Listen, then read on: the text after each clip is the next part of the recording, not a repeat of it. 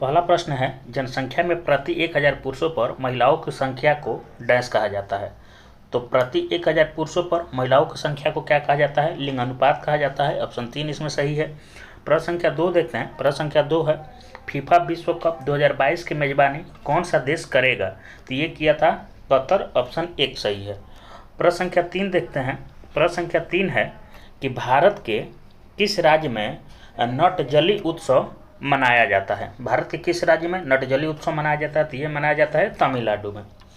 अगला प्रश्न है, प्रश्न संख्या 4 है, छोटे राज्यों के कुछ अपवादों के अतिरिक्त राज्य विधानसभा में सदस्यों की संख्या डैश होती है। तो सदस्यों की संख्या राज्य विधानसभा में कितनी होती है? तो मिनिमम 60 होती है और अधिकतम 500 होती है। अगले प्रश्न की तरफ बढ़ते हैं। अगला प्रश्न है हमारा प्रश्न संख्या 5 है।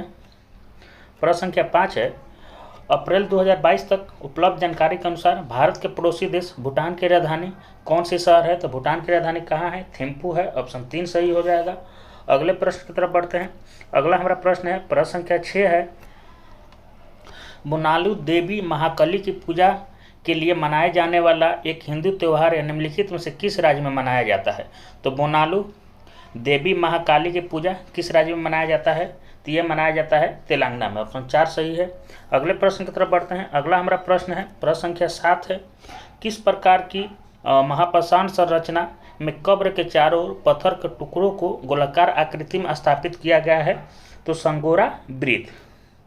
अगले प्रश्न की तरफ अब बढ़ते हैं। अगला प्रश्न है, प्रश्न संख्या 8 है, मानव शरीर में निम्नलिखित में से कौन सी ग्रंथि पित्तरस स्रावित करती है? तो कौन सी ग्रंथि पित्तरस स्रावित करती है? तो ये करती है यकृत। ऑप्शन 4।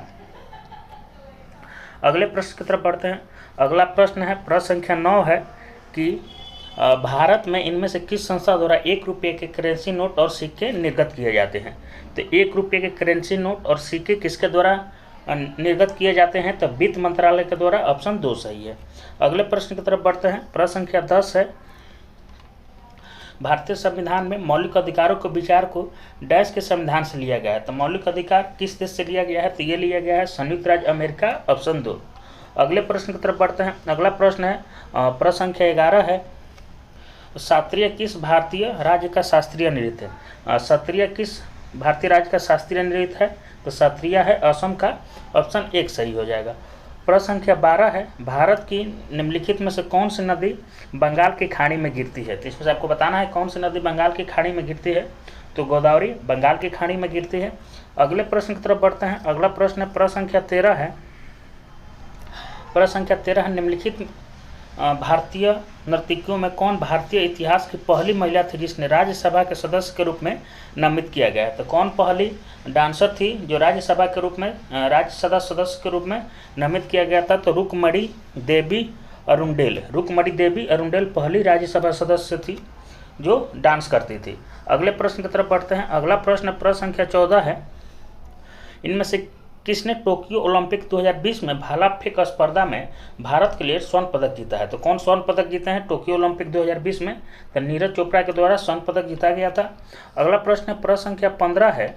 प्रश्न संख्या 15 है कि डैश में सभी निर्जीव घटक शामिल होते हैं, जैसे हवा, बादल, धूल, भूमि, पहाड़ी, नदियाँ, तापमान, आर्द्रता, जल, जलवाष्प, रेत इत्यादि। उसको क्या कहते हैं? तो अजैविक वातावरण उसको कहते हैं। जिसमें निर्जीव रहेगा उसको अजैविक, और जिसमें जीव रहेगा, जीव वाले को तो जैविक कहेंगे।